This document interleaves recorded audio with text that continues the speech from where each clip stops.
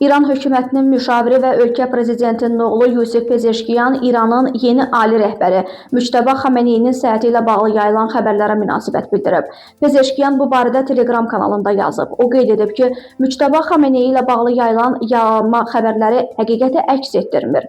Müşavirin sözlərinə görə o məlumatı dəqiqləşdirib və ona şükürlər olsun ki, ali rəhbər sağ-salamatdır və hər şey qaydasındadır cavabı verilib. Qeyd edək ki, bir sıra qərb nəşrlərində Müçtəba Xameneyinin müharibənin ilk günündə yaralandığı və komada olduğu ilə bağlı xəbərlər yayılıb. Hörmüz boğazında yük gəmisi mərmi ilə vurulub. Bu barədə Birləşmiş Krallıq Dəniz Ticarət Əməliyyatları İdarəsi məlumat yayıb. Qeyd edilib ki, hadisədən sonra su nəqliyyat vasitəsindəki bütün işçilər təxliyə edilib.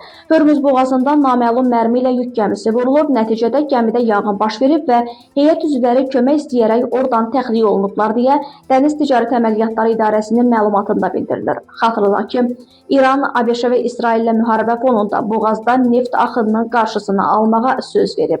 Onu da bildirək ki, Səudiyyə Ərəbistanı, İran, Birləşmiş Ərəb Əmirlikləri, Küveyt və İraq xam neftin böyük hissəsini əsasən Asiya məhz bu boğaz vasitəsilə ixrac edir. Dünyanın ən böyük mayeləşdirilmiş təbii qaz ixracatçılarından biri olan Qətər isə LNG-nin demək olar ki, hamısını bu boğazdan göndərir.